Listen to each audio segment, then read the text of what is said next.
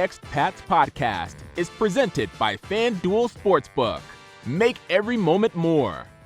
What's up, everybody? Welcome into the Next Pats podcast. I'm Phil Perry. We have a micropod of sorts here for you today because we're going to be talking to Devin McCourty as part of a little series that we wanted to do before the draft, talk to some Patriots, some former Patriots, and find out what it takes to play their position in New England for Bill Belichick, and then use their commentary, use their analysis, go back to our reporting, go back to the prospects that we have gotten to know to a degree during the pre-draft process and say, player X fits that description. So we're starting with Devin McCourty. We're going to be talking to Rob Ninkovich about edge defenders in New England, what it takes to play on the edge for Bill Belichick, James White on sub backs. It's going to be a great time. Hopefully we'll even have one or two more later this week to be able to dole out to you as we get closer day after day to day one of the draft a week from Thursday.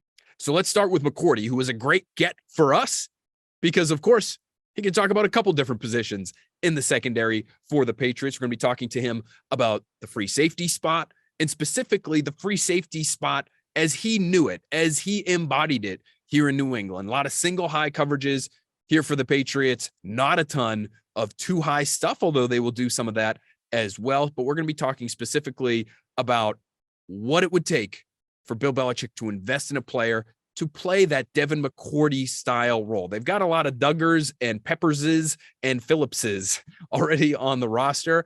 Maybe they'll add another strong safety type, but we're going to be talking specifically about free safeties. And then we're going to be talking about corner as well. You're going to get some great insight here from Devin McCourty. So without further ado, here he is. There he is. There's our guy, Devin McCourty. Devin, thanks for joining the Next Pats podcast, man. This is now several times you've been on the podcast. So we're going to call you a friend of the podcast. We're just going to go ahead and put that label on it.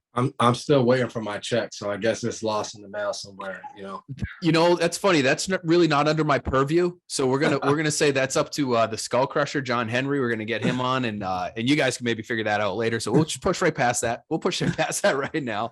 But wanted to get you on to talk a little draft, but in a different way than we're normally talking about the draft. You having as much experience as you do with the Patriots under Bill Belichick, understanding every position defensively for sure, but certainly, especially in the secondary, wanted to get your take on what matters to the Patriots at some of these positions so that we can kind of narrow down maybe some of the guys that we're looking at that we should know a little bit more about before we go into draft weekend. So I'll put it to you first.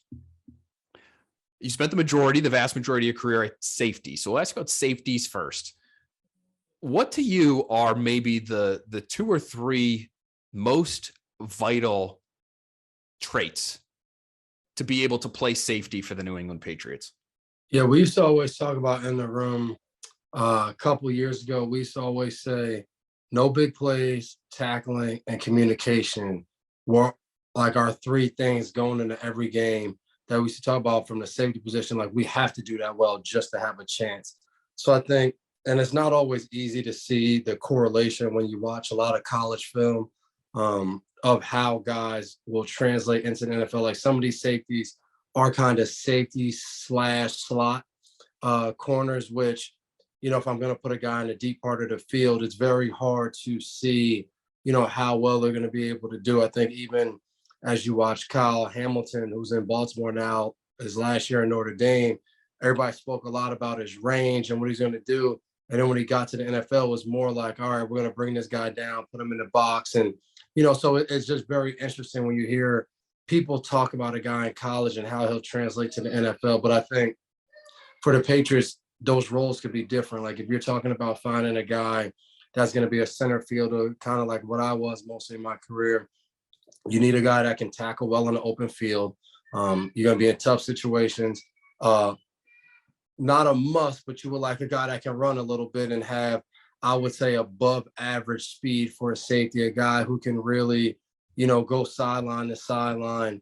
And then I think a guy who's a leader from a communication standpoint. Anybody who has played safety in a New England Patriots / Bill Belichick defense knows he puts a lot on the safeties. He wants them to be able to get in and out of defenses, be able to change coverages, be able to tell the corners. Like if the corner makes a mistake on a coverage, he doesn't even go to the corner. He's going straight to that safety. So whether you're a rookie or a veteran, I think you have to have that presence about you that you want to be the leader, you want to learn. And I think we've seen over the years the guys like Kyle Duggar, Adrian AP, Pet, those guys that might be more of the thumpers, they got to be able to play and be in the box, take on a guard that's going to come up and know what you need to do, understand fits, understands how the line moves, really be that hybrid linebacker / safety role like Pat Chung was for years. And, I think now, again, I don't know if they're going to want that in this draft this year. You have a little bit of an overload at that position, but I think those are some of the keys when you talk about safety. I think my biggest takeaway from my time being in New England, I remember one time he came to us and told us, really as the nickel defense was taking off, and, I guess that's crazy too, when you have a coach in your room who can come and tell you about like when nickel became a thing, it was always an extra safety. And that was his position that he would coach. And it was all about getting one of his guys on the field at safety. So he always talked about that position being key because it was a position that if we need to cover someone, we could get a good cover safety. We could get a guy that's like a linebacker. He felt like you get the most versatility out of that position. And I think they still look for that same thing in their safety. So I think a guy that has, I would say, the traits to, play maybe a little bit of a slot corner type, good feet, can run. I would say if I was on the Patriots, that's what I would be looking for in the draft this year if I drafted a safety. A guy maybe between 190 to 205, run that can really run well, good ball skills, and shows an ability to possibly play in the center field. Yeah, it's interesting to me. One of the first things you mentioned when you talk about playing post safety the way you did for so long is just being able to open field tackle and do that effectively. Is there a trait that goes with that? Obviously, you need to be fast enough to catch up with whoever's running away from the rest of the defense. But is it change of direction? Is it explosiveness to some degree, or is it upstairs? Is it just knowing how to take the right angles? What's the most important thing to be able to get yourself in position to make those really hard tackles? You know what? Really, it's all of them. Like it's not, you don't want to end up in that place. Like, I don't care who you talk to. If you play in the center field, like you don't want the running back to break out free. You don't want the receiver to catch a slant and now it's just you and him one-on-one. Like nobody wants those things to happen in a game. So I think having a guy, I think one of the biggest things is confidence. Like when these situations happen, you're all alone and it's 53 yards for somebody to make a move and run away from you. So you need to have confidence of when I get in this situation, I'm going to get this guy down. But I always just talk about, if you poll how many times a guy breaks out in the middle of the field overall in the NFL, I would guess it's like 25 to 40% where you even get the guy down. So I think it's hard even when you talk about these situations, like you need a guy that's going to do that at a high level. That's hard to find. But I think what you said, you need a guy who has good speed. You need a guy who has good instincts of understanding. I need to close the space. I need to get to this guy before he has a lot of, even more room.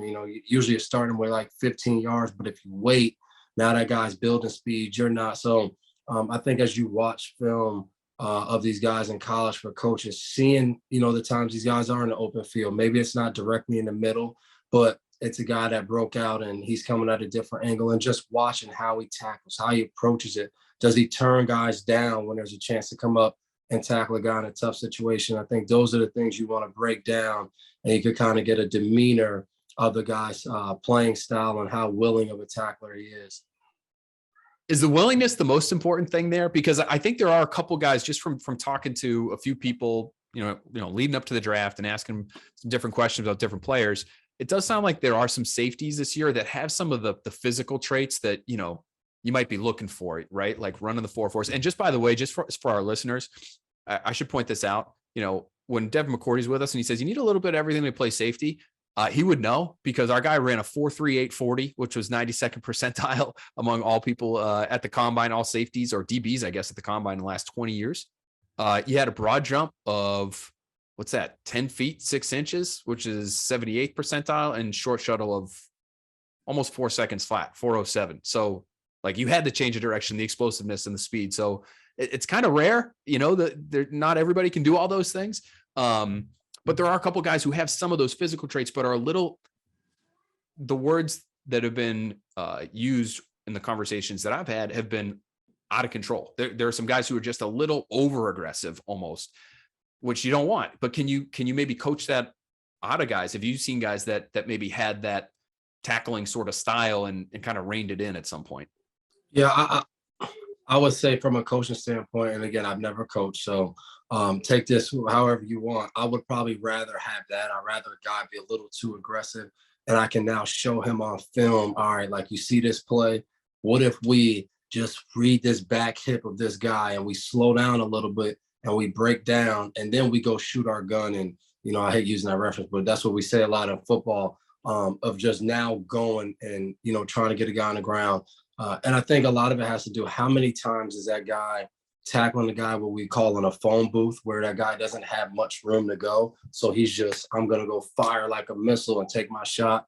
And I think realizing, hey, am I getting a guy who's had to play in a lot of space and he couldn't go just be a missile and take a guy out? Because if he's only done that a limited amount of times on film, he just needs repetition. He needs to be in that situation more and more. I need him in practice, even though we're not tackling. I need him. A big thing I used to always do as the running backs, the receivers are finishing their runs, take that as a live rep, run full speed, break down, read the hip, tag the hip. Yeah, you're not tackling, but you're practicing your eye control of each time somebody breaks out. I'm finding where my eyes need to be. I'm coming to balance, and I'm in my mind, I'm visualizing wrapping this guy up and trying to get him on the ground. Guys like Deron Harmon, who early in his career, that was one of the things that he struggled with. I watched him do that during practice, after practice, over and over and over again. And that's how he got better at it. So I definitely think that's a trait you can work on, but you got to be willing. I think, one of the hardest things as you become an NFL player is saying, this is a weakness. I need to work on it. And I know it's a weakness, and I have to be okay with someone else telling me it's a weakness and going and improving it. How about a corner, Dev? You are famously the only first-round corner that Bill Belichick has taken during his tenure here in New England. But the guys that he's drafted relatively highly, you included, really next level change of direction ability, right? So those are the things for us on the outside. Those are the easy, quote unquote, scoutable traits, right? We can see a 3-cone time. We can see a short shuttle time and say, okay, that guy ran a 6.60 3-cone. Like he can change direction pretty well when it comes to that drill. Who knows what it looks like when the pads are on and, games being played. But that seems to be something that's relatively consistent during Bill's time here in New England, is he wants guys that can change direction at corner. Would that be one of the more important traits that you would list for that particular position? Yeah, I think so. I think being able, like you just said, have that lateral quickness, along with, I think especially in today's game, you need to have that long speed as well. I think when I first got in the league, in probably the first 5 or 6 years of my career, you always had the receiver in the slot that might necessarily have been as fast, but if you can match his quickness, you'll be pretty good. That's very limited now in the NFL. Like almost every receiver out there is running. So if you have a guy that can't run that well, you need him to be a technician. Guys like Logan Ryan, people always talked about how he couldn't run, but he was always on top of guys. He understood angles. He understood how to be a technician at the line. So I think, that lateral quickness, speed, again, with Bill, you need to he wants corners that are willing tacklers. Like, you don't need to be the best tackler in the world, but I need to know that if this guy breaks out, you're going to put your face in there and you're going to hit him. And I've seen him address many of people about not doing that. And I think one of the things that, if you rewind to maybe 2 or 3 years ago, I would be telling you how this guy looks in press man. Does he use his angles? Is he able to lean and locate? Where I think that's transitioned a little bit over the last few years. I think they're going to want a guy that also shows that he can play with his eyes back to the quarterback, be a zone player, play in multiple defenses, that allows, the defense to be more creative in coverages. Whereas before, the J.C. Jacksons, the Stephon Gilmores, can I just get up here man to man with you, mirror you everywhere you go? which is it's hard to find, obviously. You know that. And so I think they're going to probably look at a guy who is able, yes, to get up there and play man, because when it's time to go and the game's on the line, we call it gotta have it. That team's going to be playing man. They're going to be rushing the passer and playing man. So you're going to need a guy that can do that. And I know, again, I'm not a pro on the scouting tip, but I think also a guy with size. I think you look at Gonzalez at Oregon and obviously Witherspoon seem like the top two guys, but even I think his last name's Emmanuel, like Mississippi State or something, skinny guy, but long arms. I think that is something else that, as you watch. But I heard a coach say Gonzalez is actually, Jay said on Good Morning Football, he's a big guy, 6'2", but people feel like he moves like he's 5'8". So I always think of that as you got this big corner, but he moves a little bit. Call it a mixture of like the John Joneses, the Miles Bryants, DeMarcus Joneses, these guys that can move in the slot and have quickness. I think that is very valuable. So I think that is something they'll be looking for. But I think, again, if I had to pick and you said, tell me the top three things, I think you said it, lateral quickness. I think smarts along with technique and aggressiveness to be willing to tackle. It's interesting, you mentioned the size part of it. Is that just because it's something that they're kind of lacking in that room right now, Devin? Like between John Jones and Marcus Jones and, Jack Jones isn't the shortest guy, but he's pretty slight in terms of his weight. Could they just use, and, for those moments when they do want to match up, just to be able to sprinkle a little bit of size into that room? Do you think that would help them this coming season? Yeah, I definitely think so. And I think, listen, like you don't want to live in, 5'10" and under world because you're going against, if you get Seattle on your schedule, you got guys like DK Metcalf, like guys like AJ Brown. I think those guys, like when we went and played D-Hop last year, even on our team, you look at a guy like Tyquan Thornton, you look at DP, Devontae, those are all bigger guys that obviously you go and compete against them. And, I think John Jones does that better than anybody, of just flat out just competing. But no, you don't want to live in a world where I got to always make up 4 or 5 inches, no matter who I put out there. So I think getting a guy that has size, long arms, has that, what I would say a lot of teams look for, of like that next level rare corner. Like you watch Wooten come in Seattle, you watch Sauce Gardner come in on the Jets, like guys that have that just great size, great in the red area. When they have to play against bigger receivers, you can throw those guys on tight ends in the red area. Like they're just mismatched guys that you can throw in different situations. And I got to see that firsthand, even with a guy like Gilmore and Talib. Like those guys, long arms, can play guys really tough just from a size standpoint. Last thing I want to ask you just really quickly, Deb, you mentioned, they might be looking for somebody who can do a little bit of everything schematically. You guys play a lot of man a few years ago, as much or more than I think any team in the league for several years. Did that change a little bit last year because of the personnel you had, or did you think it was sort of a conscious decision on the coaching staff's part and, and Bill's part maybe, that, hey, we got to be able to be a little bit more multiple here? Or would he have, if he had the horses, so to speak, he might have wanted to play man, again, near the top of the league? I think it's a little bit of both. I think you obviously have to always evaluate what you have out there each year. And again, like we had a run where we had a lot of guys that they did that. I remember even talking to John Jones for a little bit of, he came in 2016, man. Like so his whole NFL career was just, all he was doing was man, his zone was a switch up. So like for a guy like him this year, it was a big difference of what he was doing. So I think, yeah, you look at, if you have a stretch of 3 to 4 guys that are playing a lot of football, and then you look up and you're like, all right, only one of those guys is back. All right, now I need to evaluate what I now have.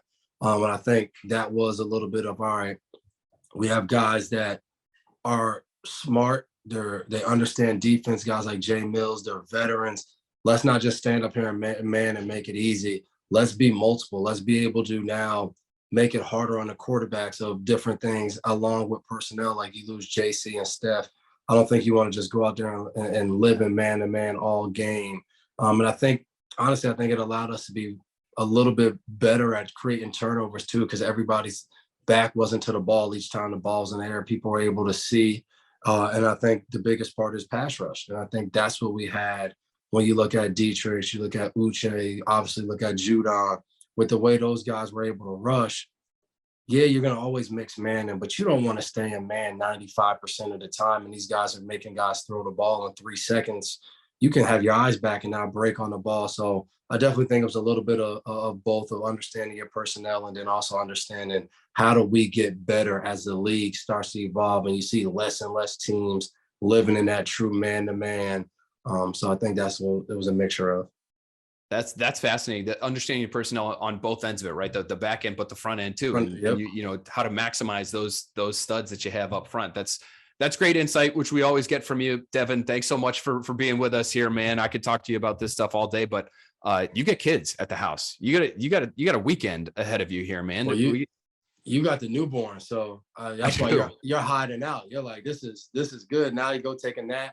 Hopefully, when you wake up, your wife already has everything handled. You go right back to sleep, man.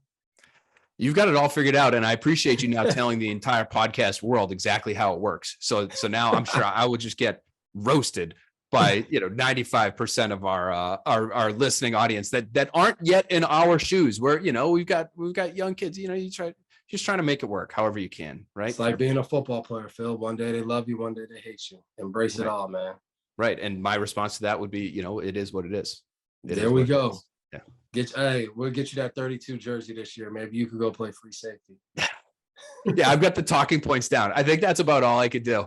I'm looking at the short shuttle time. I think I'm close to a 6 second flat. I don't think I'm anywhere close to the 4. I could maybe do it in 6. Dev, thanks so much for being with us, man. We appreciate it. We'll talk to you soon on Next Pats here now that you're a friend of the podcast, and we'll get that check to you very soon. Appreciate it, man. I need that. No income. Love talking football with Devin McCourty. Really thankful that he was able to join us for a little bit this week so that we could really dive into this series and learn a little bit more about what we should be looking for as Patriots followers as we approach the draft. And let's pick out a couple players here. Why don't we? That's the whole point of this thing. We try to take what we learn from these guys and then find a player who fits the description. So let's start at safety. Some of the things that Devin mentioned: confidence. He even gave us a weight range, 190 to 205, somebody that can run well, truly play center field the way that he did it.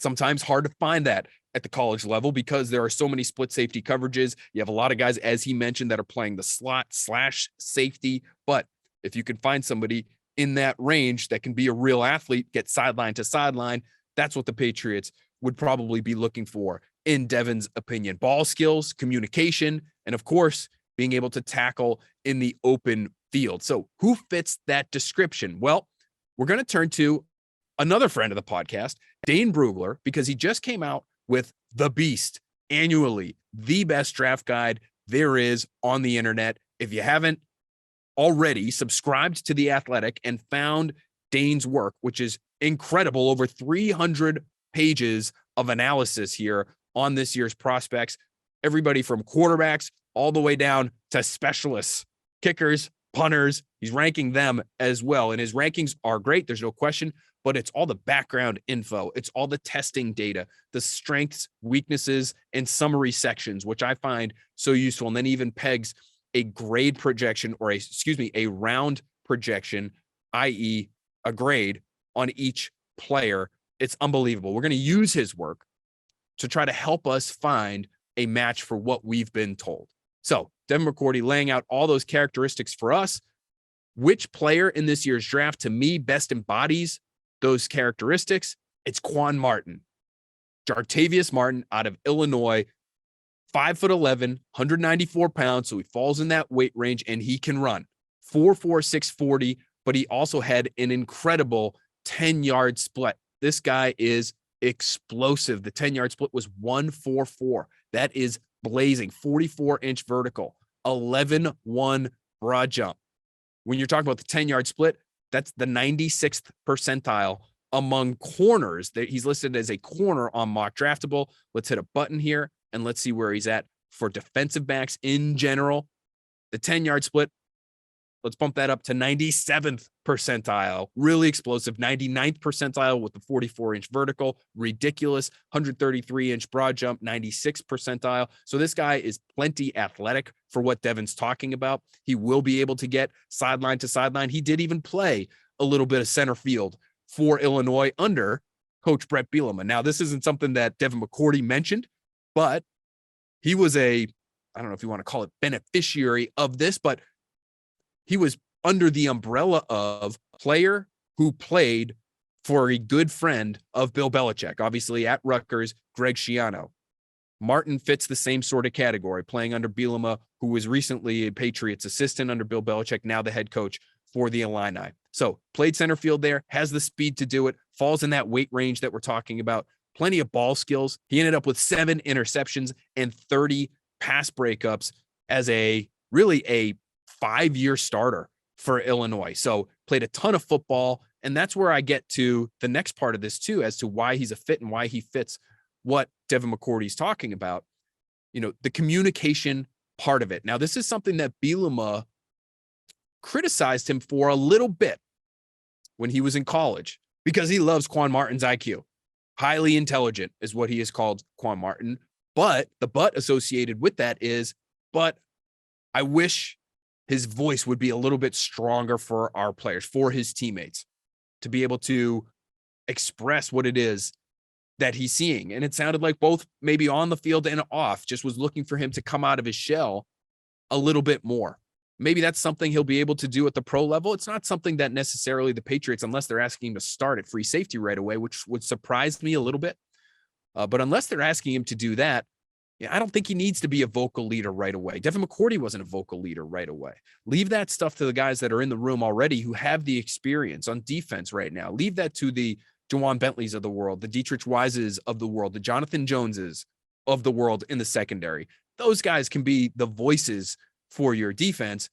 Martin's smart enough to be able to grow into that, to be that guy that you do trust to communicate with the rest of your defense. It sounds like moving forward, but in year one, if you needed to, maybe you could play him on the back end and have him be that sideline to sideline center field option. All that on the ball production. And oh, by the way, an excellent tackler. Somebody who led Illinois in solo tackles last season, is really solid in that regard. There are some other safeties in this class, as I mentioned, with Devin McCourty. There's some other safeties in this class that are willing tacklers, but are they skilled tacklers, or are they a little bit out of control, or are their angles not on point really the way that they need to be? It seems like, because Martin has some experience playing in the slot as well, that he does have some of those tackling skills that you look for. Now, Dane Brugler has Martin listed as a 3rd-round pick, and that to me might be an okay time to start looking at this position. You're not going to find it in the 1st round, not this year. I think the 2nd round is probably even a little bit early, although you may see Martin's teammate, Sidney Brown, who's more of a strong safety type. You may see him go in the 2nd round because he tested phenomenally as well. Tremendous athlete. But maybe you wait to the 3rd. Does he somehow slide into the 4th? But maybe if you find Quan Martin late day 2, early day 3, you get a versatile defensive back, good tackler, good on the ball production, excellent athlete, and somebody who could grow into that communicator that Devin McCourty was talking about. I think you'd have a really a fantastic pick, and a truly a prototypical Patriots kind of pick there. If you wanted to wait all the way until day 3 and find somebody to fill this free safety role, you could be looking at Daniel Scott, 6'1", 208 pounds, so a little heavier than that range Devin gave us, but ran a 4.45 40, plenty athletic. Listen to some of these other testing numbers here: 39.5-inch vertical, 10'8" broad, 4.17 short shuttle, and a 6.75 3-cone. Those shuttle drills, change of direction drills, those were the quickest among all safeties at this year's combine. Okay. You get plenty of ball production here from Scott as well. 7 career interceptions, 14 pass breakups. So he has things covered there. He's voted a team captain, all kinds of intangibles, good size, good trigger in terms of understanding what he's seeing and being able to react, whether it's run or pass, breaking on the route concept that he's seeing play out in front of him, or seeing that ball get handed off and being willing and unafraid to get downhill and make a tackle. The issue with Scott, quote unquote issue, I would say, and the reason I wouldn't put him as the top choice here and I would go with Martin instead, is because even though he's very willing as a run defender and he's a strong player physically, he's a little bit less reliable, I would just say, as an open field tackler. That's how Dane Brugler broke it down in his weaknesses section. He said physical, strong run defender, but has unreliable tendencies as an open field tackler. Inconsistent breakdown mechanics, create wild angles. He had multiple missed tackles on almost every 2022 tape that Dane studied. Needs to be more disciplined in response to play action. So getting a little loose on the tackling end of things is why I would lean Martin over Scott in this scenario. But Scott went to the Senior Bowl, had a really good Senior Bowl, and again, tested really well, has a lot going for him as a free safety prospect in a year where there really aren't many of these. And so if you want to wait till day 3 and maybe later on day 3, 5th, 6th round, potentially, Scott could be the Patriots' choice at safety, at least based on what we're told by Devin McCourty. Okay, so let's move on to corner now. Now, this is a position that we've all been really focused on because it feels like that's still a need for them. They still need some size there, as Devin alluded to. They could use another body to be able to handle some of the bigger bodies that they'll see on a regular basis on the offensive side of the ball. So who fits the mold? Lateral quickness. We heard Devin mention that time and again, and that bears out in the numbers. Patriots consistently going after guys with really good 3-cone times, really good short shuttle times, but still long speed. So you're not necessarily maybe looking for the Logan Ryans anymore, who ran, I believe, somewhere in the 4 or 5 range, but had an excellent 3-cone, one of the best, if not the best 3-cone time in the 2013 draft, when both he and Deron Harmon were drafted again out of Rutgers to play for the Patriots. You're looking for that long speed too, even in the slot these days. You don't necessarily have these plotting in terms of long speed, but quick slot receivers. You have quick and fast slot receivers. This year's draft is actually loaded with them at the receiver position. We'll get to that on another day, but you have to have the lateral quickness. You have to have the long speed. You have to be a willing tackler. Again, that matters to Bill Belichick. And you can look at that and say, does it have to, or should it at that position? Shouldn't you be valuing coverage ability above and beyond anything of a physical nature that has to do with this position? Well, yes, but it does still matter. And Bill Belichick will let you know if you're not bringing that to the table, as Devin just told us. And then he talked about size, and he specifically mentioned multiple times long arms. So that's something we're going to factor in here as we look for players that fit this description. And he mentioned man and zone as well. I thought that was an interesting part of our conversation where he's discussing, well, hey, we used to be a very man heavy team where we were just using zone as sort of a changeup. Last year, they changed things. And I think it was in part, as he mentioned, personnel in the secondary. So maybe not the man-to-man options that you would want at corner or at safety, but also based on what they had in terms of their pass rush. They didn't have to blitz as much as they had in years past because they had guys like Matt Judon and Josh Uche, and those games and those stunts and those twists were working as efficiently, as effectively as they were over the course of the year. Well, when you can get home with 4, you don't necessarily have to play man. You don't want to play man. If the ball is coming out in 2.5 seconds and your back's turned to the quarterback and you can't make a play on the football, how are you helping your defense? So zone can be the preferred coverage at times. It's felt, I know, maybe I'll speak for myself, maybe in my own analysis. When talking about zone, it's almost as though, well, you don't have the horses to play man. You don't have the ability to play man. So as a fallback option, you play zone. Not necessarily the case, especially when you're constructed the way that the Patriots were constructed last year, and you got the pass rush that you got last year in New England. So I thought that was really interesting to hear from Devin. Now, at corner, who fits the mold that Devin described? I'm going to go with Deonte Banks out of Maryland. Now, when you talk about long speed, Deonte Banks certainly has that.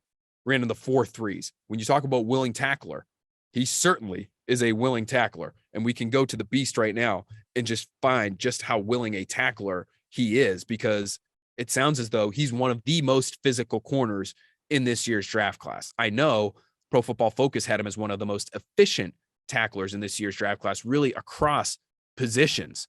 But here's what Dane says about Deonte Banks' tackling. Loves to get physical up and down the field. And one NFL scout told him, quote, his dog mentality sets the tone for that secondary. Quick to read run plays, escape blockers, and fire downhill in support. Above average balance and finish as an open field tackler. Okay, so that's exactly what you're looking for. He's also a regular on special teams, which tells you he embraces the physical aspects of the position. But again, 4'3", 540, 42-inch vert, 11-foot, 4-inch broad, unbelievable explosiveness, another incredible 10-yard split, 145 on the 10-yard split at the combine for Deonte Banks. 6 feet, okay? So he's not a monster. He's not one of these 6'3" corners, and there are a couple of those in this year's draft class, but 6 feet, 200 pounds, 32 and 1/8 inch arms at his pro day. That's good length. That's plenty long enough to be able to press and run with and stay physical with some of these bigger bodied receivers in the NFL. We didn't get any change of direction times before the draft for Deonte Banks, but when you hear people talk about his ability to transition, that's something that seems very clean for him. And again, here's Dane from the Beast. He says, patient and press and uses his arm length to square and slow receivers at the line of scrimmage. Coordinated footwork to transition cleanly and maintain his stride with receivers downfield. Explosive lower body. Slick body control at the top of routes to sink, turn, and drive. And that's really what we're talking about. Can you change direction? Because somebody like Joey Porter Jr., the corner out of Penn State now, when you talk about length and size, the ability to play man-to-man, he has all that. His ability to change direction isn't quite what it is for Deonte Banks or for some of the other corners in this year's draft. It's a little bit harder for him to do that because I think of that length. Does that mean he's not going to be a really good player? No. But in terms of the fit and in terms of what Devin McCourty is describing to us as the traits we should be looking for, he's not the blueprint per se. So man in zone, size, willing tackler, long speed, lateral quickness, change direction. That to me is Deonte Banks. And that would be my first choice for this list. Cam Smith, who joined us on just the last edition of the Next Pats podcast, which published earlier this week. Cam Smith is somebody who actually fits a lot of these qualities as well. Again, when it comes to the tackling, he's a little more wild, a little more unpredictable in terms of whether or not he's actually going to finish the play. And so that's why I would roll with Deonte Banks as sort of that first round option that fits the description that Devin McCourty gave to us there. But Cam Smith, somebody that we should be keeping an eye on as well, because again, when it comes to being able to sink and drive, to be able to understand what's happening in front of you, the willingness to play with some physicality, Cam Smith certainly has that. I think more than his teammate, Darius Rush, who I might like a little bit better as a player, but in terms of fitting this description and somebody who has to be a willing tackler, not saying Rush isn't willing, but I would say if you had to pick between those two South Carolina Gamecocks, Cam Smith is the more physical of those two players. He has plenty of length, not quite as long as Darius Rush, but he's 6 feet, 180 pounds, a little bit slight. But in terms of the arm length, the ability to cover and man in zone, I think Cam Smith checks a lot of those boxes too. The day 2 or day 3 option that I think would be great for the Patriots and fits this description as well would be Corey Trice out of Purdue. 6'3". Now there's your 6'3" behemoth, 206 pounds. But again, I think unlike Joey Porter, sounds like I'm crushing Joey Porter. I think he's a really good player, and I think he could be a really good fit for the Patriots potentially. But if we're talking about change of direction, at 6'3", Corey Trice at his pro day ran a 4.06 short shuttle and a 6.70 3-cone. Those are elite times for anybody, regardless of position. At 6'3", to be clocking those change of direction times is phenomenal. He also ran a 4.47. The 10-yard split, not anywhere near some of these other numbers that we've talked about in this podcast, a 1.58. So maybe not quite as explosive, but there's some explosiveness there. 35.5-inch vertical, 11-foot broad. I mean, that's ridiculous explosiveness. So maybe there's something with the 40 where, you know, just his start is a little clunky and he still clocks a 4.47. So this guy's an intriguing athlete, great size, great length. Again, almost 32.5-inch arms, and really likes to hit. Has a finishing burst, says Dane in the draft guide, the Beast this year, has finishing burst to close ground on downfield passes, competitive run defender who uses his long arms and play strength to be a reliable finisher. Dane even suggests that he might be able to transition to safety because of the skill set that he has. So this is probably somebody who is coming off a knee injury from 2021. We only played 2 games in 2021. In 2022, you know, maybe didn't put on tape the kind of performances that you would say, okay, that guy's a first round corner, but you're probably not seeing him at his height coming off that injury. And if he's testing the way he's testing coming off that injury in 2021, now in 2023, he's fully removed from that thing. He looks like he's fully healthy. You might get a little bit different player his rookie year than even you saw last year at Purdue when he started all 13 games in which he played. So bunch of names there for you. Really appreciate Devin jumping on with us. I think I called this a micro pod off the top. This ends up being a full-throated pod by the time we're finished, but hopefully you're able to last all the way through here, guys. We really appreciate you listening. Again, we're going to have a few more of these over the course of the next week, maybe week and a half or so, getting us to the draft, getting us more familiar with some of these players and hearing from the guys who understand these positions best, right? Bill Belichick wants what Bill Belichick wants. Devin McCourty, as he mentioned, he's not on the coaching staff. He's not in the front office, but he knows what plays in New England at the safety and cornerback spots. And I think we found a few names in this year's draft class who could fit as well. If you haven't already, please rate, comment, and subscribe. Leave us a comment on YouTube if you're watching there. Love interacting with everybody that's watching with us on YouTube. Really appreciate the crew there. Again, we're going to have much more content for you guys coming up really quickly here. So keep it with us, and we'll have you covered all the way up to the draft and through the draft. I love this time of year. Hopefully you do too. We'll talk to you guys very soon.